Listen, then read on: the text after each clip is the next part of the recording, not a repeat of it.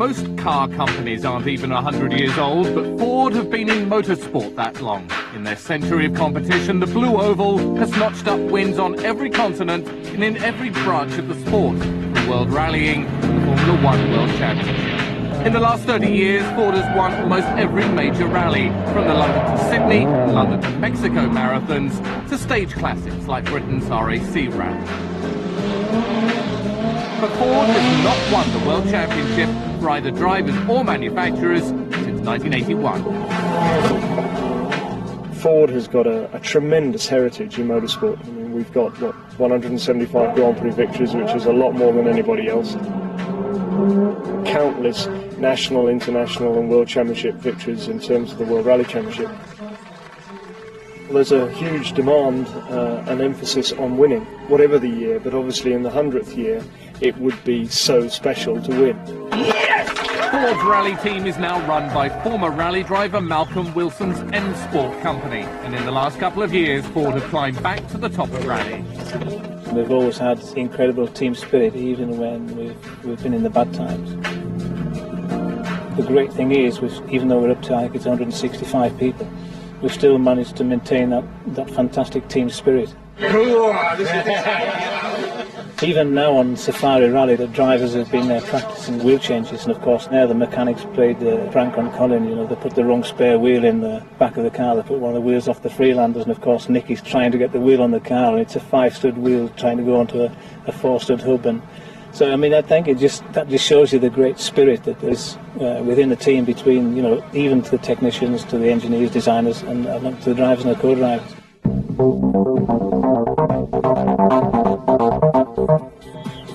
He's Spain's most popular sportsman. He's friends with King Juan Carlos.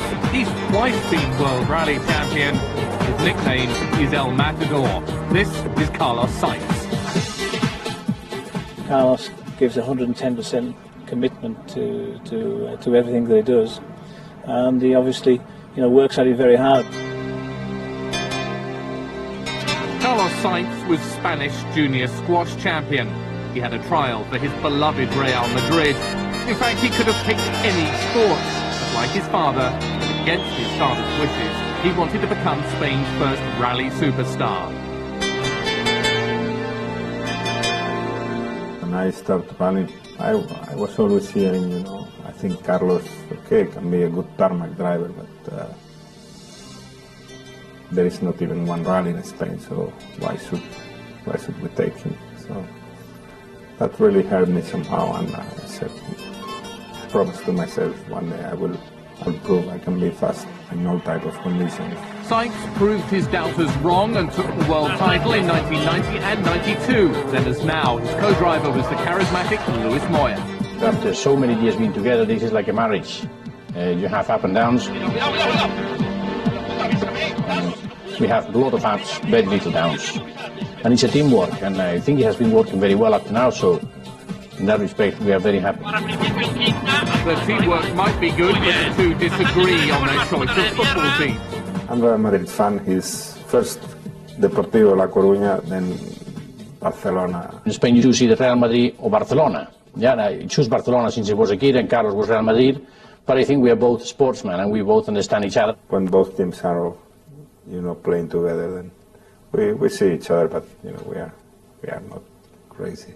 And we can say, well, it was like this or like that. Sometimes there is argument, which is always nice in the sport, but good, no problem. Sainz and Moya are treated like heroes, pop stars even, when they return to Spain each year for their home event, the Catalunya Rally.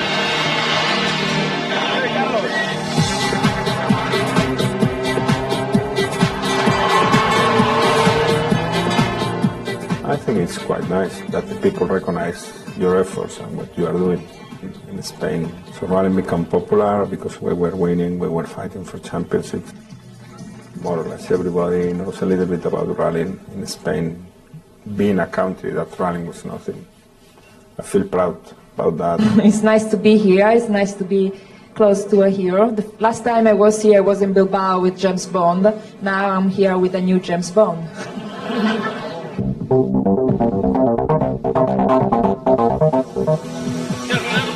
For almost 13 years, Lloyd Moya has been cycling champion. Sounding like a screaming machine gun firing off direction, despite he drives the car at full speed. Moya's pace notes have guided the duo to 23 World Rally wins, the longest partnership in rally. We've been twice champions, 4 times second and 2 times third. I think it's a good average. We are very pleased. We could have won more championship, yes, but we could have lost some other ones, and this is part of our game. Sometimes you're lucky, sometimes you're not. In football, the ball breaks, you get another one. But in rallying, when the car breaks, you have to go home. And I love being fast in a car, inside a stage, in a road that is close for you, and go flat out. The sensation that you have inside, you cannot explain. Only very few people in the world can explain what happens inside the rally car, and this is the co-driver and the driver. That for me it's more important to look at the road than for any co-driver you ask. Because when you don't look at the road, you cannot find the rhythm. You have to know exactly where you are all the time. And to know what is coming. And also have perfectly aligned the notes, and so you know when you have to be quicker. And sometimes when you're going through an area that everything, all the bends are the same, you keep a same level of voice. But then all of a sudden you change the rhythm, you increase or you decrease your voice, whatever, you try to sing a little bit.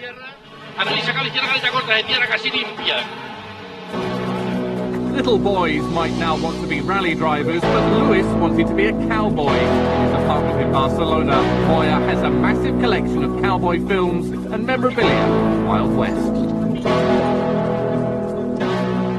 Since I was a kid, I always wanted to be a cowboy.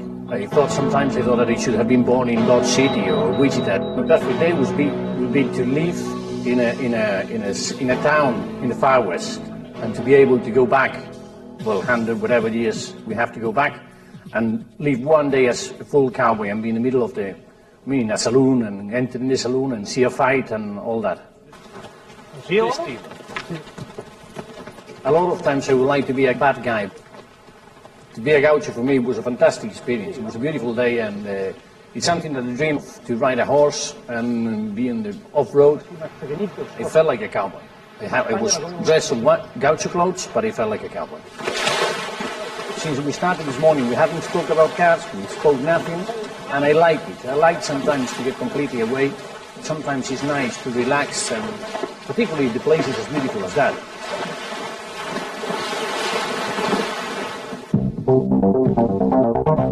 Building their rally cars in-house wasn't delivering results, so Ford chose M Sport instead. Why M Sport? They had demonstrated very clearly that they were a young company, a growing company. They had that motivation, they had the passion, huge degree of professionalism, and they were winning events at national level and not doing a bad job at international level. In Malcolm Wilson, they've got a great leader and somebody that I felt could take on the role and quite clearly has done so very well indeed. Wilson's a former British rally champion and helps when dealing with Ford's superstar drivers. Because I did most of the rallies in the World Championship, I've obviously got a good understanding, knowledge of what's required.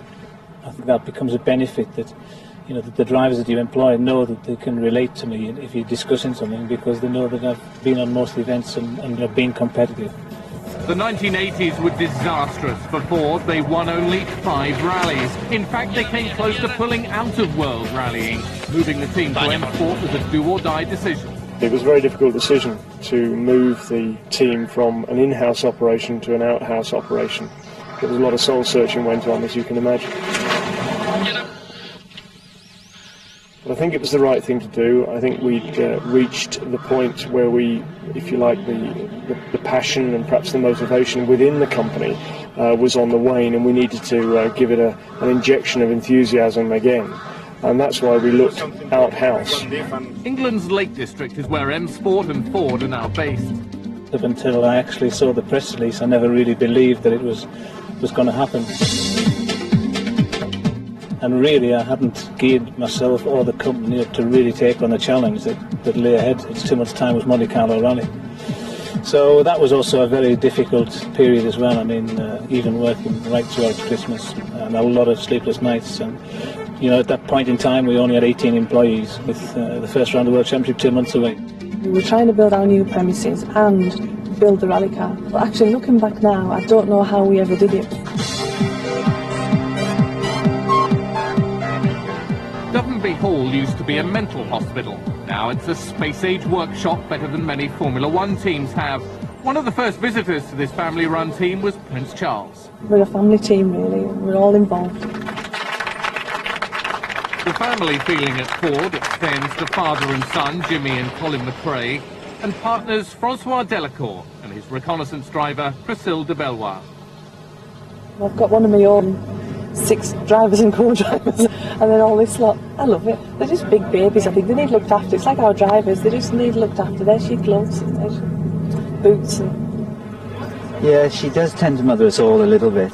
I think she feels that it's her family. That's this feeling that we've got within the team, a very friendly family type feeling. I think it probably stems from Elaine more than anything else. But fair dues, I think it seems to work, and she's got some quite old children around. Ellen, when you see her, it's really that. She's there, she watches everything, she knows everything on everybody, and she just has something that just comes out of her face, this sweetness.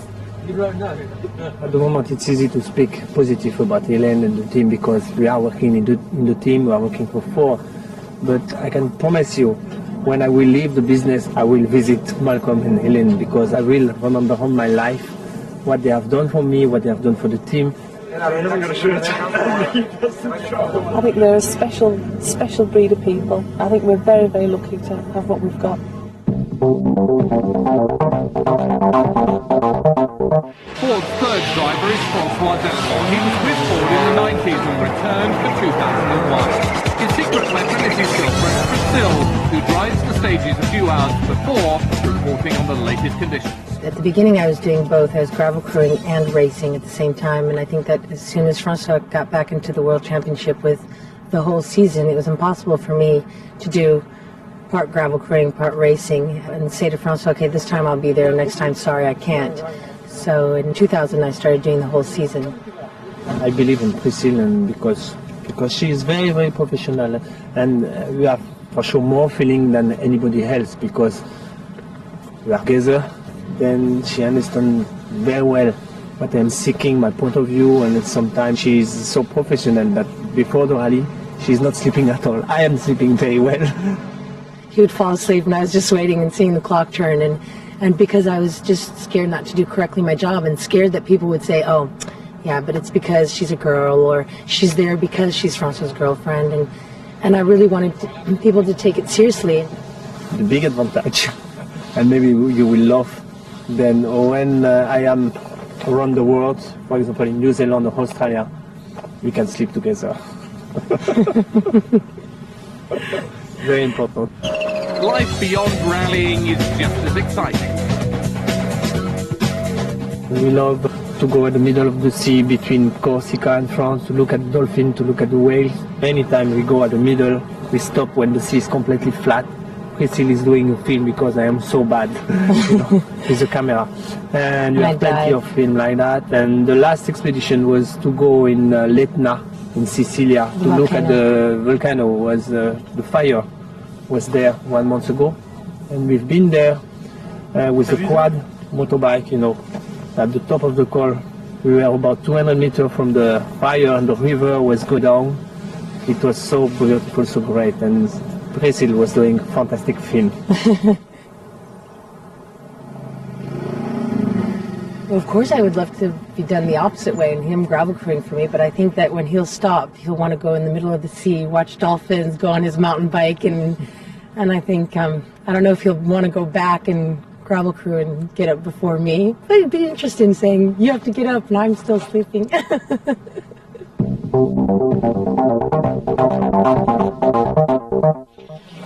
In 1999, the focus was placed on escorts of the world stages. It was a hard act to follow. In various guises, Ford's Escort served as their rally car for 4 decades. When we started work, we didn't physically even have a body shop, and we went with a sort of a radical design with the transmission layout. From drawing board to me driving the first car in 8 months, it was a very testing time for a lot of people and a lot of sleepless nights. Gunter Steiner came and joined me as like project leader. A lot of people couldn't understand the move, but I'd worked with Gunter quite closely in our Martini Jolly Club days with the Escorts. And I'd realised the skill that he had in sort of motivating people and the standard and the quality of workmanship that he looked for. And I felt that he was the right guy to head up the project. We decided to use the Focus because it's the ideal car to put it into a World Rally car, which means to get a two-wheel drive car into four-wheel drive. With a new team and a new car, naturally Ford wanted the world's fastest driver behind the wheel, and they don't come any faster than the 1995 world champion, Colin McRae. I'd always said that if we were developing a new car, I wanted the fastest driver possible to drive the car, basically the guy who can be hard on the car, because the faster you drive on the rougher terrain, obviously, the more punishment the car gets. And Colin was the obvious choice for that as well, which was a really important aspect to developing the car and getting it to a level where you needed to be regularly competitive on the World Championship. One of the reasons to change over to Ford was to have a new challenge, to sort of refocus again, to develop a new car. Yeah, obviously Ford have got an amazing history in the world of rallying and in motorsport, and it was a good time to get in when they've got a brand new car, a relatively new team with M Sport, to develop that car and hopefully to bring it to be a world champion. When we launched the Focus at the Paris Motor Show at the end of 1998, it was the first time that Ford had ever launched a brand new competition car at the same time that it launched a brand new road product. So the pressure was on right from the word go to get it right. And of course we were very lucky. We had a win here on the Safari on our third event with the car. On the very next rally in Portugal, McRae won again. Ford were back in business. Ford have done very, very well to where we are now, and certainly M Sport, who are relatively a small team. The cars come on in leaps and bounds. We've learned a lot, we've changed a lot. Ford are getting behind the programme more and more. I think they are committed to the championship. I think we're going to go from strength to strength. It's fantastic that they've now made a clear policy decision that, they've committed Jaguar to Formula 1, and Ford is now world rallying and nothing else, and if they come back into touring cars, then that would be Volvo. So I think it's fantastic from M Sport's point of view that they are so committed to the World Rally Championship. And I think we're beginning to demonstrate that if you do just concentrate on one activity, it very quickly comes right.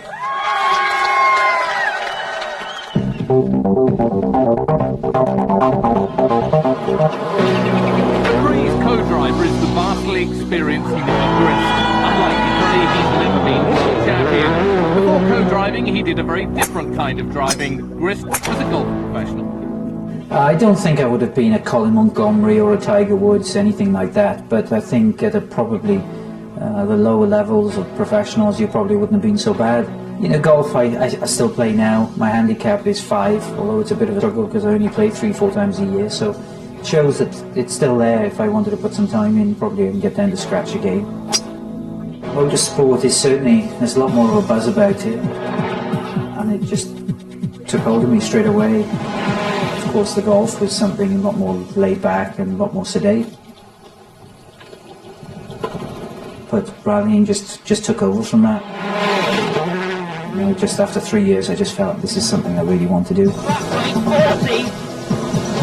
My real World Championship career started in 1990 when I joined Malcolm Wilson, who is now my team boss. Then at the end of 96, which was a very quiet year, I was approached by David Richards and was asked if I'd like to join Colin McRae. We had 2 years with Subaru, and the last 2 years, 99 and 2000 with Ford. And okay, 2001 we go again. It's been a great relationship. He's very easy to go in with. It's a bit difficult to shut him up sometimes, but you can always just turn into him. All right, Linus. Basically, this is the pace notes which I read to Colin before the corners. 100 metres straight, 6 left over a crest means basically as fast as you can go, and it's a left corner over the top of the crest. Into 3 left plus tightens. All this information I'm reading to Colin before he gets there, so he knows exactly what gear and what line he needs to take around the corner. Absolutely vital to the speed, and without this you'd probably lose at least 20% of your overall speed. 30, 3 left and slow 3 left. Colin prefers to have just one corner at a time, knowing what's coming up. But if you're of course on a very quick section of 6 gear corners, then you've got something like a 2nd gear corner. You need to read that quite quickly because you just wouldn't have the time to stop.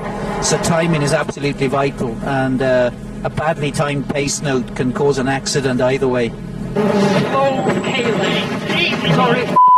Jesus, Robert. He's very enthusiastic. He's quite a sporty person. He's got a lot of go about him, so it makes it fun to work together. And when you work with somebody that closely for as long, you really do need to have a bit of fun as well as obviously the serious stuff. Oh, sorry. Although I'm not a good friend, I know I am a good friend. You know, we can socialise, we can have a laugh, we can have a joke. But really, when the chips are down, it's a case of I trust you and I trust you, and off you go.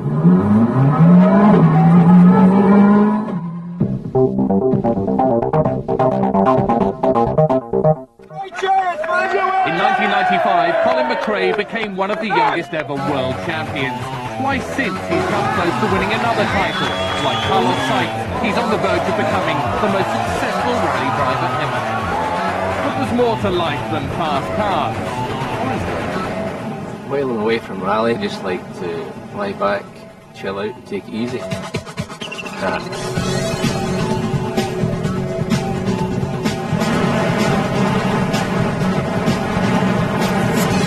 Everything we do, it's got speed involved in it somewhere. You just get used to it. It's like a bit of an addiction. You need to have so much of it every day. Obviously, as much as we can, we like to relax and have a bit of fun, and sort of one extreme to the other. When you're on an event that's so intense for that 3 days, it's great just to get away from it and completely relax and not have to think about anything. The time sort of split between a bit in Scotland, so all the family and friends are there. Obviously Monte Carlo, that's the base, and yeah, we love to come down here to Mallorca and just do a bit of boating, pop up the suntan. With one young daughter and another baby on the way, you'd have thought that McRae might start slowing down. But no, Need for Speed, a collection of boys' toys, would require constant tuning.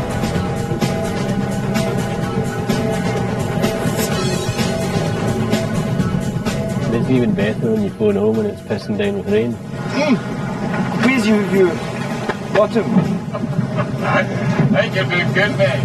I quite enjoy doing things that work the mind and keep the concentration up. And I think it's all good for the job at the end of the day. Your ski basically is going where you're looking. Hey man, I'm a beginner.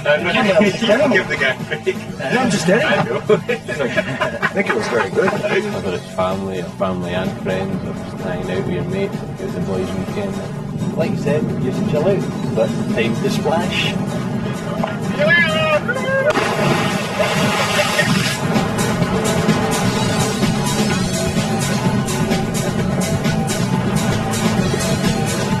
I've done this sort of stuff for years and years, since I was sort of early teenager. And as long as you respect what it is and you limit the risk, you're not going absolutely crazy. And then if you get hurt, it's going to be a bit unfortunate, but you know, that's life at the end of the day. Life's too short. We're here for a good time, not a long time. A wee bit of heli flying to the kart track. We've been around helicopters for years because they've been in rallying for years, and it's something that I always wanted to do. It looks like great fun. Obviously, it's quite a heavy challenge to learn to do it. Normally, I drive with the best guys in the world, but tonight I'm stuck with these guys. McRae once tested a Formula 1 car. Now his track time is spent with something a little more. It's good just to be in the position to be able to do all that stuff. You know, to play around the boat, jet skis, karting. It's just all about having fun and relaxing. the best drivers in the world. Another chill day, but I'm afraid I have to go. I've got the grass to cut.